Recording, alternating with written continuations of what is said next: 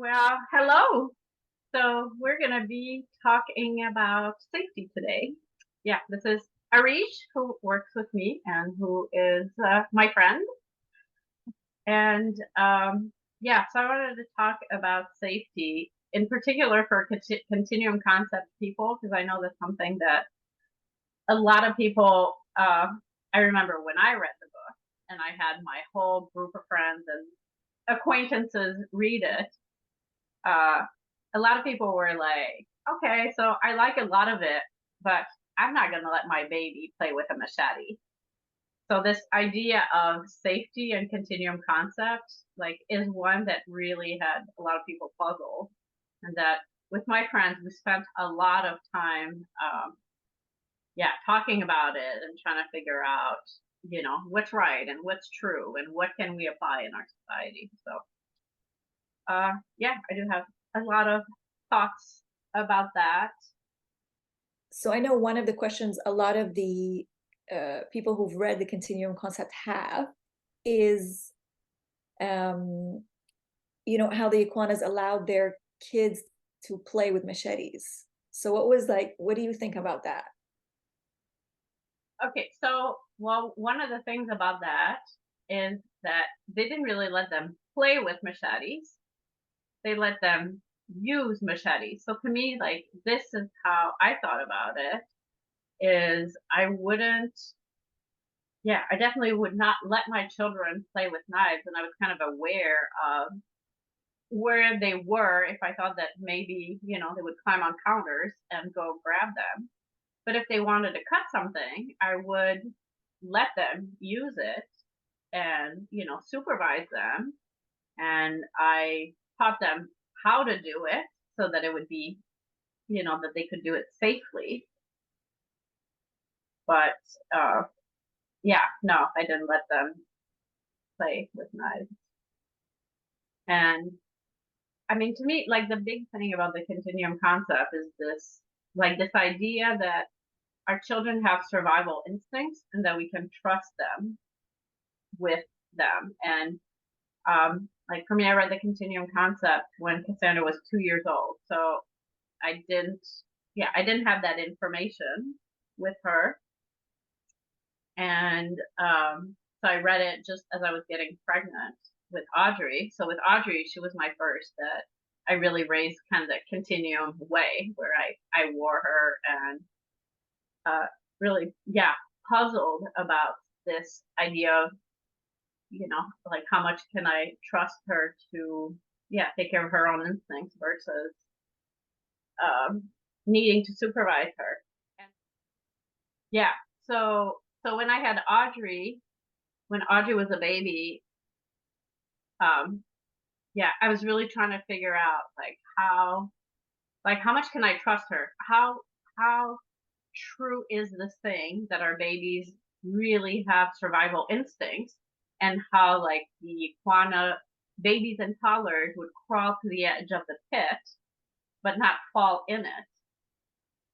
So I was so convinced by the continuum concept that I really, really wanted to, like, follow everything, and I believed in it, like, in this very idealistic way. So this one time, Audrey was, I can't remember the age. She was pretty, like, I want to say 6 months old or something like that. And I had this really, like, long couch, like this 3-person couch. I'm going to tilt this. So I was sitting at one edge of the couch, and then Audrey was, like, way farther down, like here. And she was sitting, like, with her, oh my God. So she was sitting like this at the edge of the couch, like, playing with something. And it didn't look like she was aware of what was going on, that there was the edge of the couch right there. And I'm sitting there trying to read my book and thinking, okay, maybe she's fine, but I'm kind of, like, worried. So, and I can't really relax and stop watching her because it would be irresponsible. So I just kind of, like, stretched my leg to have it go behind her back so that if she were to, lean back, that I could catch her with my foot. And and she was not looking at me. She was very engrossed in what she was doing. And the second that my foot went behind her, her back went like. Mm-hmm. So to me, I was like, oh, this is what Jean talks about. That the second that we take over their safety for them, they kind of like surrender it to us. Mm-hmm. So I felt like Audrey really taught me that. And in that house, we had a basement, and it was just closed by a pocket door. And with Cassandra, I always kept the door shut so she couldn't, so she wouldn't fall down the stairs. And with Audrey, I tried not to, so I didn't, and I didn't with Gabby either. And neither of them fell down the stairs, but Cassandra did. So the only one who fell down the stairs was the one who I tried to protect from the stairs. Mm-hmm. So in general, and I mean, if you've been following me for a bit, you know this. I often say that you are not going to have in our modern society the same result that the Yequanas have.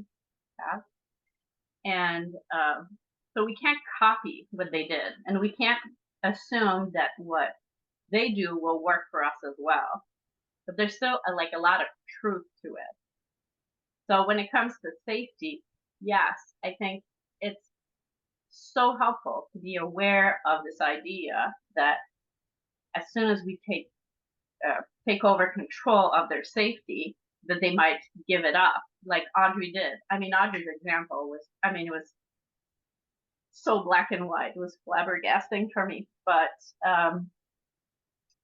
yeah, so it's very important to respect and nurture their survival instincts, but also be aware that even if we do everything right, they might still fall down the stairs, or they might still fall off the couch, or they might still fall off the bed.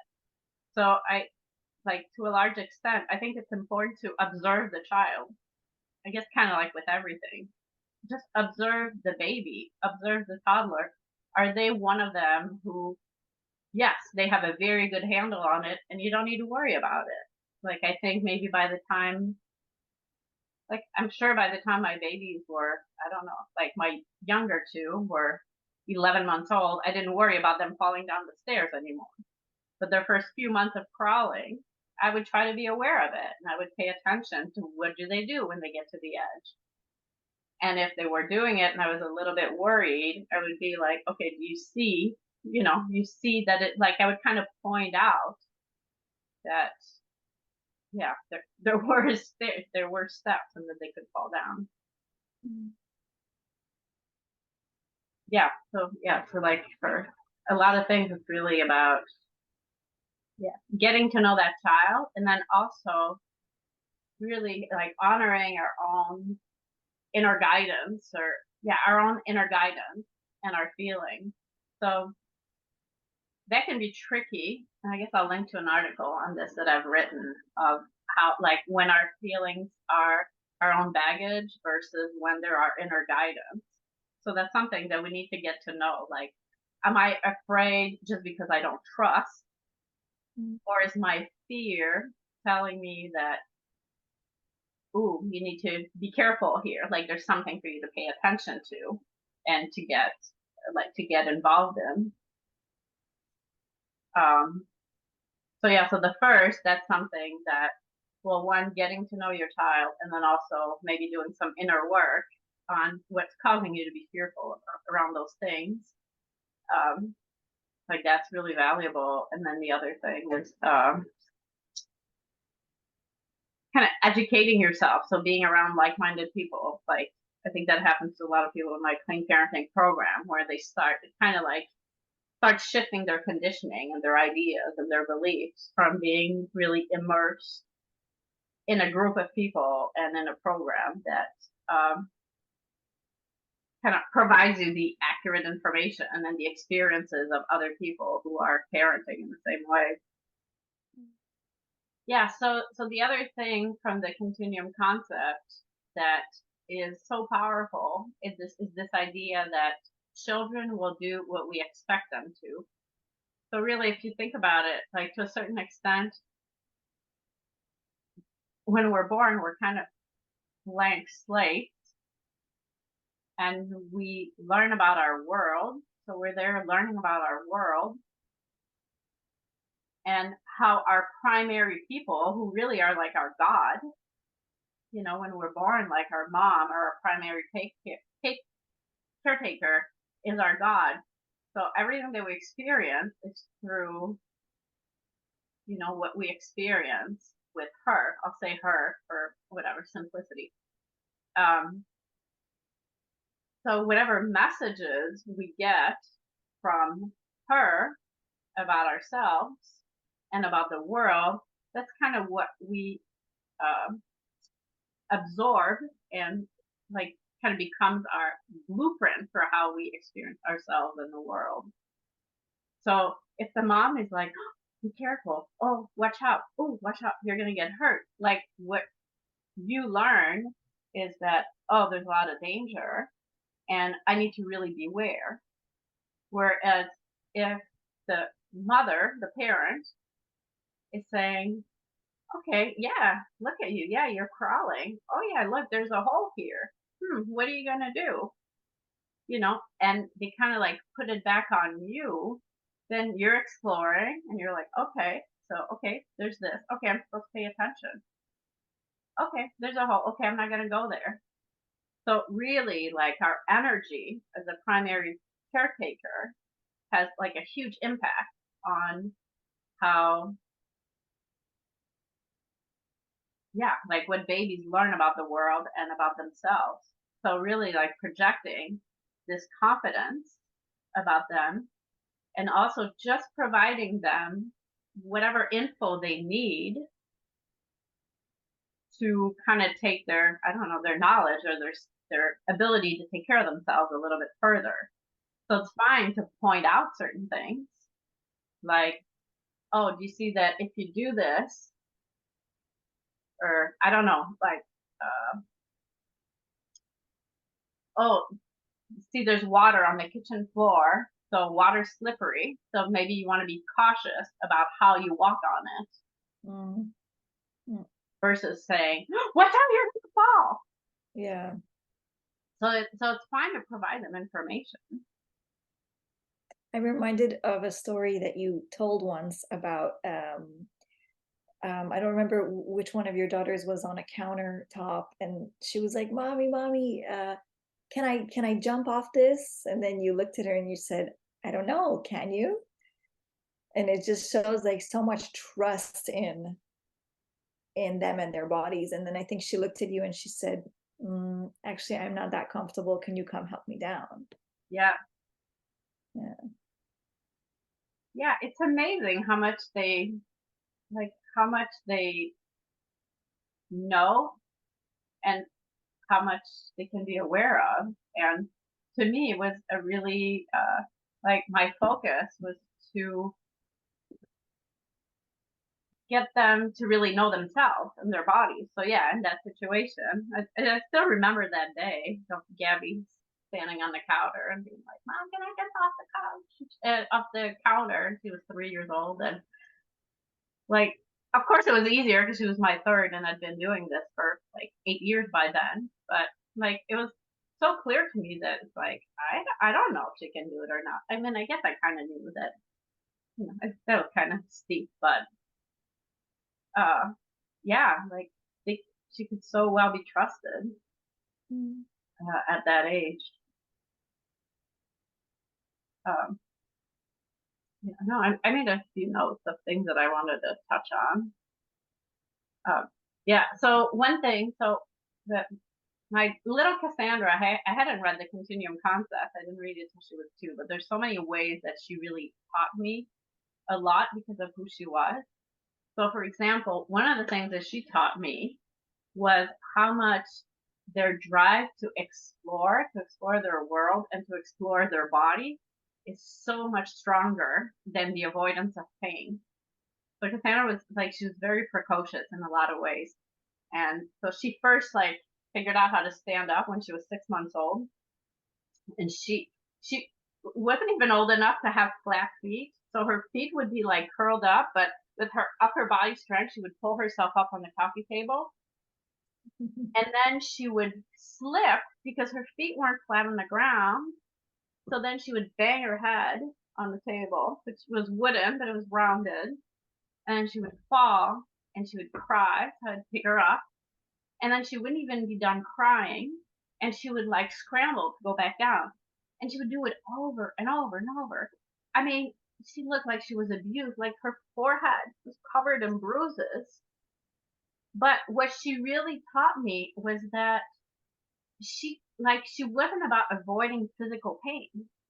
Like it was way more, it would have been way more traumatic for her to be prevented from doing what her body, like she had this huge drive to, and she is a very physical person to this day. She's actually just completing a yoga teacher training now. So she's always been like a very physical person. But yeah, like she really taught me that like what's physical pain, it's not that big a deal. Like we put so much emphasis on it, especially in the US here, of like avoiding pain at all costs.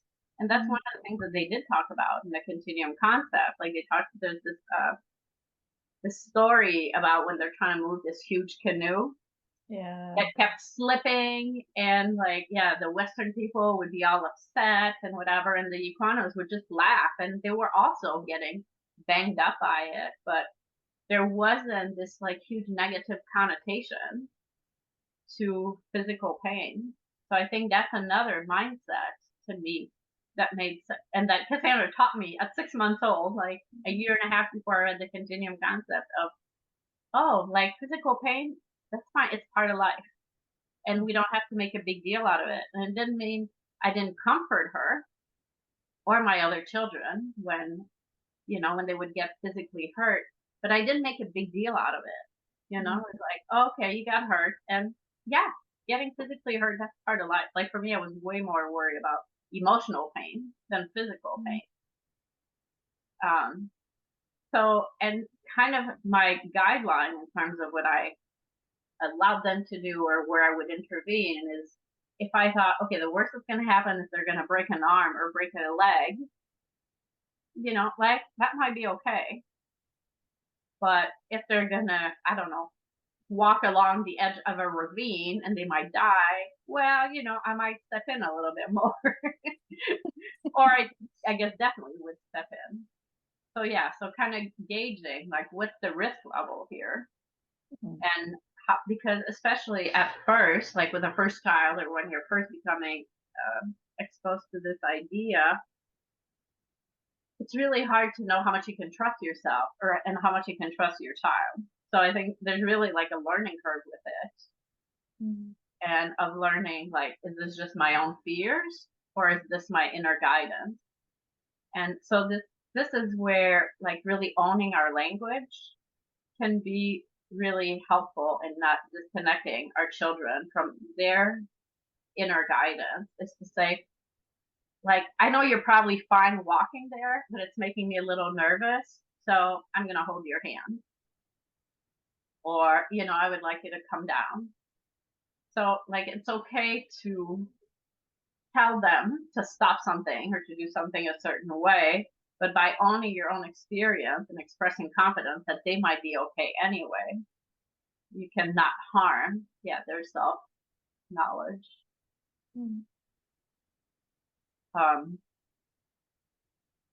And another thing that for me that really helped me develop, I don't know, I guess, a perspective around this is that also when Cassandra was a baby, there was an acquaintance of mine who I don't remember his age, let's say 3 years old, something around that, 2, 3, 4 years old, son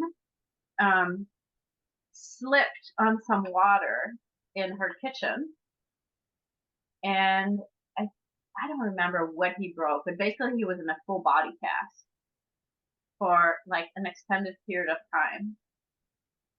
And to me, what that taught me was there's no way to prevent against everything. Like, we're all going to have water on our kitchen floor. So you can live your life trying to prevent any possible accident that's going to happen, and you're not going to be living.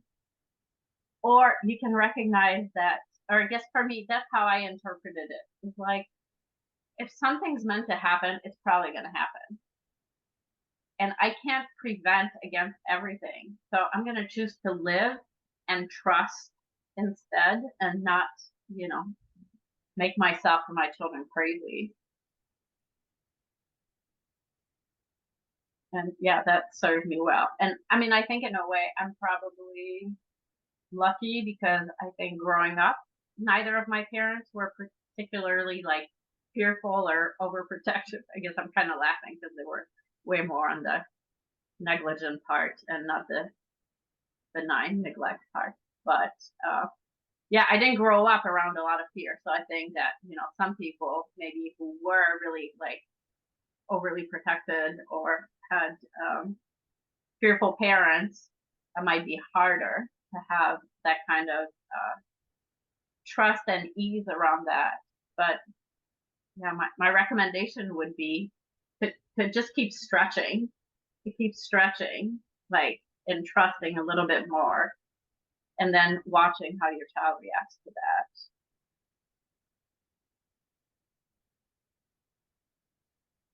I know I'm someone who was raised in a household where like there was a lot of panic whenever something was spilled, or like there was a lot of fear around everything. So I do have those tendencies to um, overreact sometimes. And that's something through the Clean Parenting program is becoming clearer of, like, now I tell her, okay, I overreacted. That was unnecessary, but it is dangerous to be like next to the oven. It's dangerous, but I did overreact. So I'm still working my way around those ones.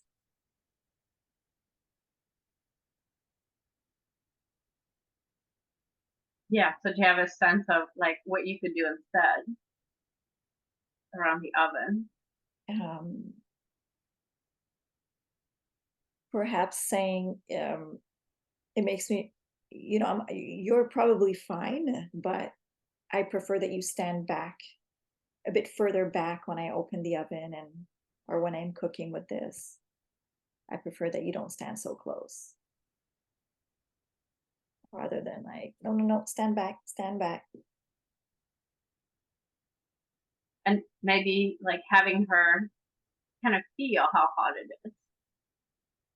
Right, So like right. to me, that might be like how I would do it, is like opening the oven and being like, okay, bring your hand a little bit close, like, can you feel, or maybe I would hold her hand, like, to make sure that she doesn't actually touch the oven door, but like hold her Right. hand, say like, do you feel like how hot it is as you get close? So if you put your hand all the way on it, it would burn.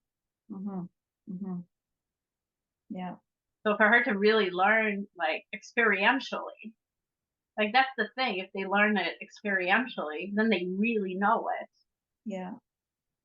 And I think I do forget, because she's just 2.5, but she does get on her learning tower and she cooks her eggs, and she knows not to touch the pan, but I think it still needs a lot of repetition. Like, she'll still touch things when she kind of knows they're hot, but again, it's Yeah, probably I'm not sure that she needs a lot of repetition. I think it may be more about your attitude. okay. I mean, if she's able to cook her eggs, she probably knows that it's hot. Yeah, so it's my reaction to all of that, or like my fear. And I guess that's what you're saying, the difference between the fear and the, oh, what is actually happening? Is it dangerous? Do I need to step in? Trusting, like trusting the innate, um, like, is it my baggage, or is there really a danger here? Yeah. Well, but I think part of it too is that I'm thinking, so I remember Gabby wanting to cook. I was really sick. Wow, it was around the same time period when she was 3. I was pretty sick at some point, and she was like, "I want eggs, and my sisters don't want to make it, so I'm gonna make it myself." So she climbed up, and it was like a gas stove, So she turned it on, and I don't know. For me, I guess at that point, I was like, "Okay, no, I don't think you're ready yet." But I can imagine like teaching her. I think because I so trusted myself and her. Yeah, so because at that point I was really connected to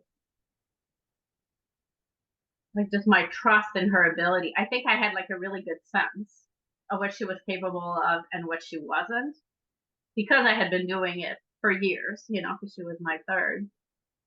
So it's like I could tell what she was able to do and what she wasn't, and what she was getting and what she wasn't. So I knew exactly like to what extent I could trust her. Does that make sense? Yeah, yeah, absolutely. I think this is it. It's like the more you practice it, and the more you trust yourself, and the more you really know your child, instead of trying to apply something that you read in the book. Right.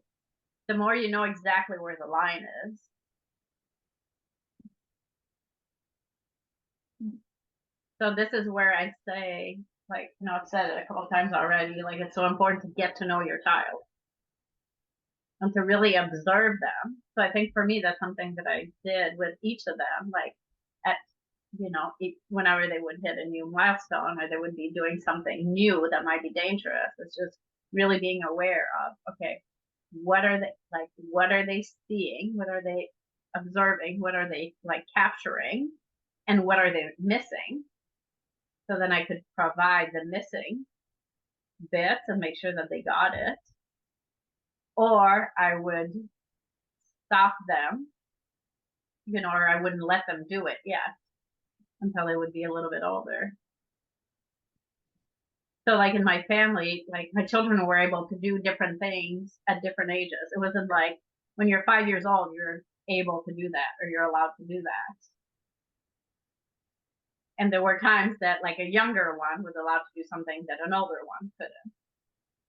Because I just went based on, awareness and capability. Yeah. Yeah, that makes sense. It's a lot of tuning in, right? A lot of tuning in, Yeah. listening. Yeah. And the thing is, I think that can be hard to do at first. It's like learning a new language, but once you know it, you know it. Right, right. So it's like with Audrey when she was a baby, like I paid so much attention, and with Cassandra when she was 2, when I had just read the Continuum Concept. But by the time Gabby came along, it was second nature. Like it didn't feel like it was hard work to tune in. It just took like a look or whatever, and I'd be like, oh yeah, okay, this you can do, this you can't. So like I think a lot of what I teach, yeah, it can be so much work at first. Kind of like breastfeeding. Breastfeeding can be so much work at first, but then once you have it, it's so much easier than bottle feeding. Right, right. Once the baby's 6 months or 9 months, like after, you leave the house, you don't have to worry about anything. You just, Mm. yeah, always there and ready. Mm. So yeah, it's just investing the time at first to kind of like set the foundation right.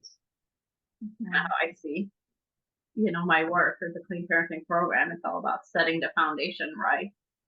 And then Mm. once you have that, once you really invest the time and yeah, it's a lot of work Mm. to gain that awareness and clear the conditioning and to have realistic expectations and all of that. Yeah, it just gets so much easier and effortless, really.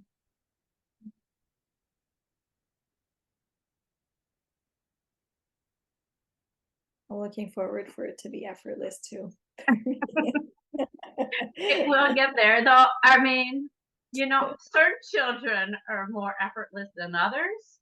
So I think you have been blessed with one who falls more in the teacher category than the effortless category. But it will get a whole lot easier, I promise I believe that. that. I just wanted to see kind of the notes that I had made here, make sure that I covered everything. Oh yeah, just in terms of like how much children respond to our energy and expectations. Like you'll likely see that all the time. Like a mom saying, be careful, you're gonna fall." And then the child falls and they're like, "See, I told you you were gonna fall." And then they feel like all self-righteous and like that they were right, but really they're the ones who set up the whole thing. And yeah, I mean, people used to be so that was hilarious to me when I was in playground because yeah, the stuff that my children could do compared to other children the same ages, and it would freak out parents. And yeah, I was very much seen as a neglectful parent. Like I'm so surprised that nobody ever called DCFS on me for all the stuff that I let my children do that nobody would ever do. And like I remember in particular, there was so Gabby, my little one, was in gymnastics. So first of all, like she's so tiny that she always looked way younger than her, so than she was. So it was even more impressive the stuff that she did. And yeah, she was in gymnastics, and like she literally had a six pack when she was 6 years old. It was insane. But she would climb everything. So she was in softball, so we would go to softball practice, and then there was a playground next to it. So then, all the children would go play on the playground, and Gabby would climb the swing structure, but like she would climb the sides, and then she would go at the top, which was really high, and then all the parents would freak out. But then they kind of got used to it over time, and it was all. But they treated it like she was some kind of I don't know, almost like that she had supernatural skills. They would be like, yeah, Gabby's able to do this because she's in gymnastics and blah, blah, but you can't do that. So, like, I experienced a lot of that where, like, it's like my children were kind of set up as being, superior or having superior skills or something when it really wasn't. It's just that they were, I mean, yes, yeah, it was kind of amazing what Gabby could do. And part of it was from all her gymnastics training, but also it was just mostly because they were trusted and they were so capable. And for me, it always made me so sad because I thought like most children could do that too if they had been supported in doing it. Um,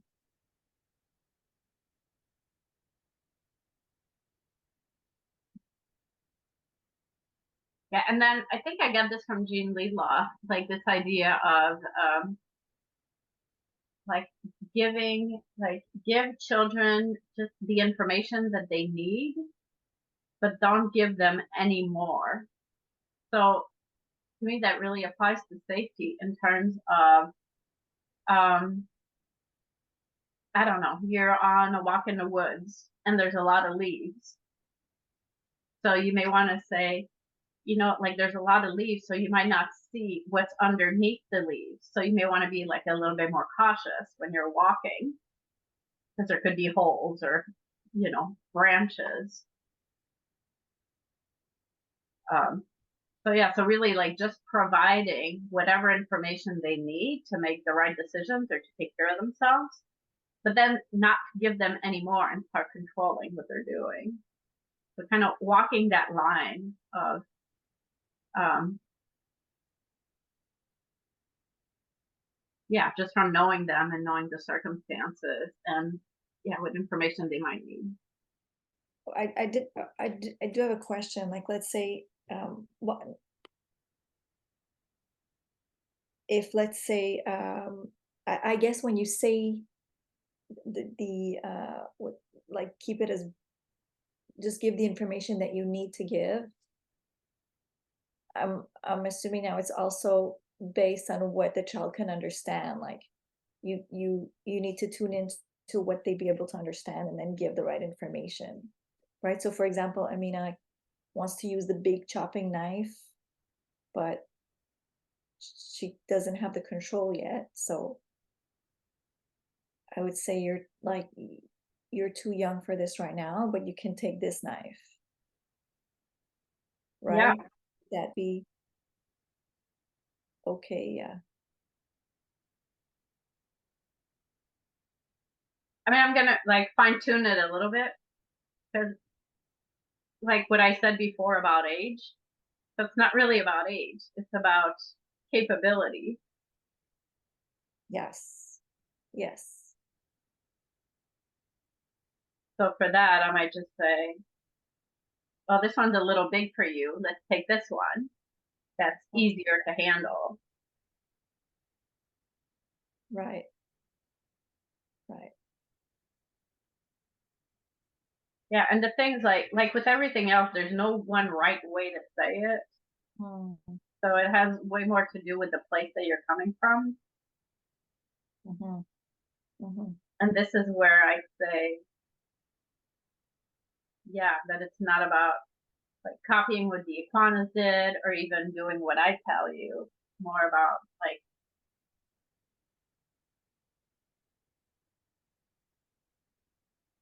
hmm, almost like changing your relationship with the idea of safety and children. mm, You know, like kind of using what you've read in the book and using what you've heard here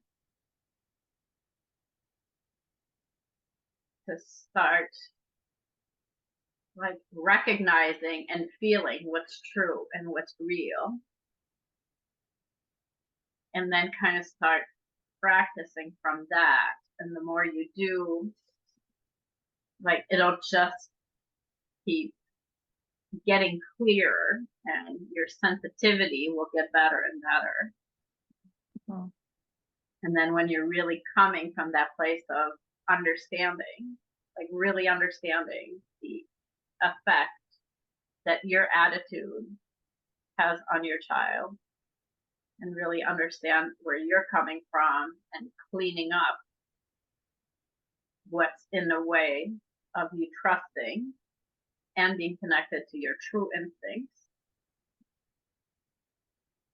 and really being able to observe your child with really like objective eyes so you can really see what she's capable of and what she's not and what information she's missing.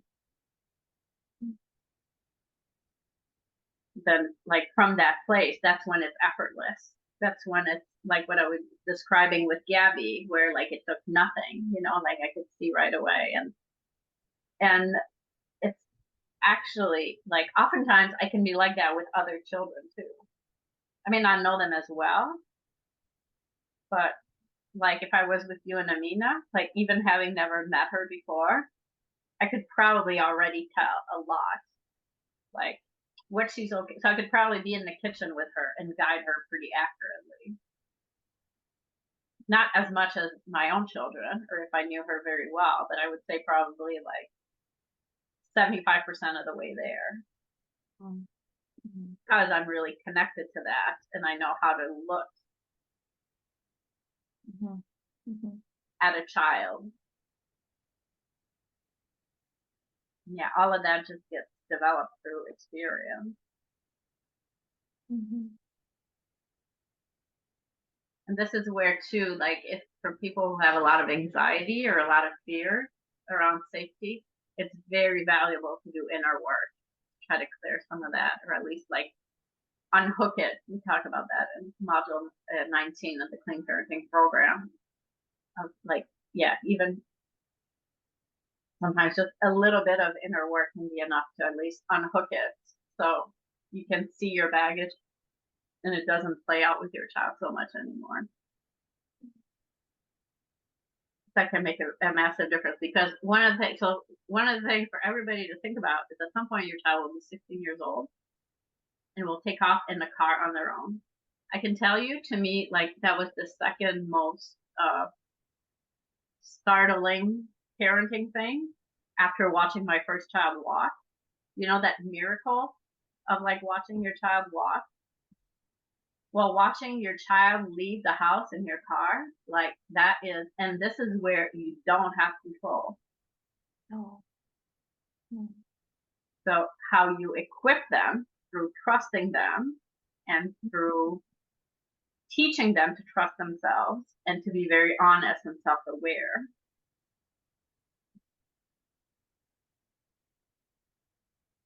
Oh, I never thought of it, but yeah, none of my children ever had car accidents. I had, I'm not going to tell you how many. It's a shock that I'm still alive, considering the number of car accidents I was in before I was 21. I can say the same thing about me as well. Yeah, yeah. My children never had, yeah, not one. Which makes me want to say a story that has nothing to do with safety, but I think it's so cool. But actually, in a way, it is connected because, like, I always encourage, like, I always taught. I guess I encourage my children to do things on their own, and I always thought of it that it was because I was lazy. So yeah, it might take more work to teach them how to cook, but like by the time Gabby was 5 years old and she was making me all my breakfast, you know how much time it saved me? Like that was amazing. So I really, yeah, so I really, if my children wanted to learn to do something, I would like wanted to do things on their own. I guess that's the thing.